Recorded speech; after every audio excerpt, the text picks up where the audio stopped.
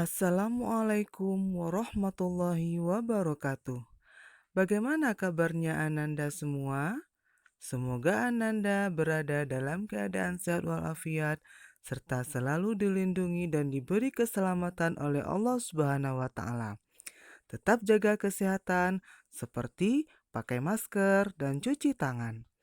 Ananda, senang rasanya Ibu bisa kembali hadir di channel Nurhaimi Z2 ini dalam rangka berbagi ilmu dan kebaikan kepada Ananda semua. Karena Ananda adalah anak Indonesia yang jujur, berani, dan percaya diri. Nah, pada kesempatan kali ini kita akan belajar tentang sistem pernapasan pada manusia. Materi ini merupakan materi kelas 5 SD, tema 2, subtema 1, muatan pelajaran ilmu pengetahuan alam. Apa saja yang akan Ananda pelajari kali ini? Nah, setelah Ananda belajar, Ananda akan mengetahui tentang nama-nama organ pernafasan manusia serta proses terjadinya pernafasan pada manusia. Baik, setelah ini Ananda semua akan menyaksikan sebuah video animasi tentang sistem pernapasan manusia. Video tersebut bersumber dari...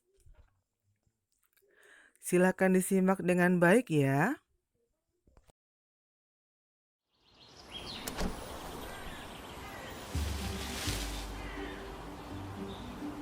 Manusia, hewan maupun tumbuhan, sebagai makhluk hidup, kita perlu oksigen untuk hidup. Waktu bernafas, kita mempunyai organ-organ yang bekerja sama dan membentuk sistem organ yang bekerja mengatur oksigen yang ada di lingkungan hidup sampai pada setiap sel yang kita butuhkan. Oksigen ini tidak tersedia di dalam tubuh makhluk hidup. Kita mendapatkan oksigen dari lingkungan sekitar kita. Bernafas artinya kegiatan menghirup atau memasukkan oksigen dari lingkungan hidup dan mengeluarkan karbon dioksida dan uap air melalui alat pernafasan kita. Kali ini kita akan mempelajari lebih lanjut tentang organ-organ pernafasan manusia.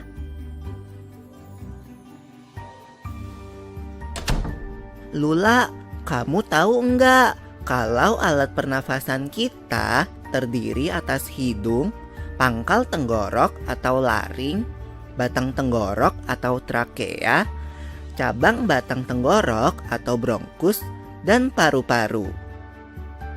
Iya, Pipo. Melalui lubang hidung, udara mendapatkan jalan keluar dan masuk ke dalam tubuh kita. Tapi, selain itu, udara juga dapat keluar masuk melalui mulut loh. Namun, jika kita bernafas menggunakan hidung, akan lebih baik loh, Pipo. Karena terdapat lendir dan rambut-rambut halus. Rambut-rambut halus ini berfungsi untuk menyaring udara yang mengandung debu, kotoran, dan kuman penyakit. Benar sekali, Lula. Selaput lendir berfungsi untuk mengatur suhu udara yang akan masuk ke paru-paru dan mengatur kelembapan udara agar sesuai dengan kelembapan tubuh. Hidung juga jalur yang langsung terhubung dengan alat pernafasan berikutnya, yaitu tenggorokan. Tenggorokan merupakan alat pernafasan manusia yang kedua. Pada tenggorokan terdapat laring atau pangkal tenggorok dan batang tenggorok atau trakea. Pada bagian dalam dinding batang tenggorok terdapat selaput lendir dan rambut-rambut halus yang selalu bergetar yang berfungsi menghalangi benda-benda asing yang akan masuk ke paru-paru. Pernahkah kalian tersedak? Kamu pernah enggak, Lula? Pernah banget, Pipo. Itu kenapa ya, by the way? Tersedak merupakan gerak refleks untuk mengeluarkan kembali benda atau makanan yang masuk ke saluran pernafasan. Oh, aku tahu. Gerak refleks adalah gerak cepat dan otomatis yang menanggapi rangsangan dari luar organ kan? Iya, Lula. Kemudian pangkal tenggorok yang disebut juga laring menghubungkan hidung dengan batang tenggorok atau yang biasa disebut trakea. Pada ujung trakea terdapat bronkus. yaitu percabangan yang menghubungkan trakea dengan paru-paru kiri dan kanan. Paru-paru terletaknya di dalam rongga dada kan, Pipo? Jika kita menghirup udara, maka udara masuk ke paru-paru. Lalu kemana lagi ya? Melalui bronkus menuju cabang dari bronkus yang disebut bronkiolus dan berujung pada gelembung paru-paru yang juga disebut dengan alveolus. Pada alveolus ini kan yang terdapat pembuluh darah, di mana terjadi pertukaran gas oksigen dengan karbon dioksida.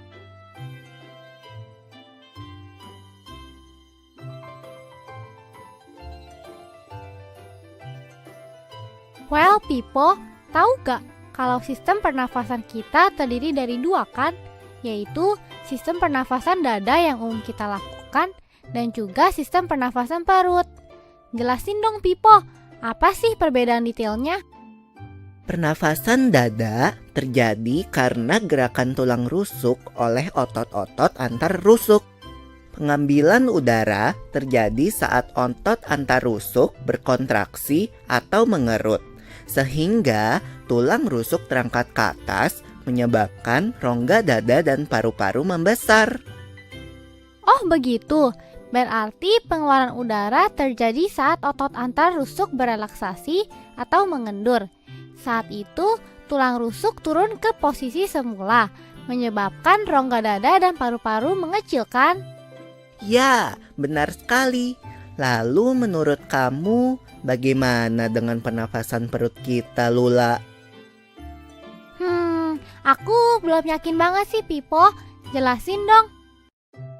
Pernafasan perut terjadi karena gerakan otot diafragma, yaitu sekat yang membatasi antara rongga dada dan rongga perut. Pengambilan udara terjadi saat otot diafragma berkontraksi. Posisi diafragma mendatar menyebabkan rongga dada dan paru-paru membesar. Berarti pengeluaran udara terjadi saat otot diafragma berelaksasi. Posisi diafragma melengkung ke atas, lalu menyebabkan rongga dada dan paru-paru mengecil. You're right, Lula. Alhamdulillah, Ananda sudah menyaksikan dan menyimak video menarik tadi. Bagaimana perasaan Ananda setelah menonton video tersebut? Tentunya senang dong ya, karena Ananda sudah tahu sekarang tentang nama organ pernafasan manusia serta proses atau cara manusia bernafas. Wah, manusia itu berarti kita dong ya. Masya Allah, sungguh Allah sebaik-baik menciptakan. Mari kita terus bersyukur ya. Jadi, dapat kita simpulkan bahwa manusia bernafas dengan menghirup oksigen atau O2 dan mengeluarkan karbon dioksida atau CO2 melalui organ pernafasan yang sudah Ananda pelajari tadi. Baik Ananda, kita sampai di akhir pertemuan. Tetap diulang-ulang materinya ya. Dan marilah kita tutup dengan membacakan Alhamdulillahirrabbilalamin. Sampai jumpa di materi menarik selanjutnya. Semangat menjadi pintar. Assalamualaikum warahmatullahi wabarakatuh.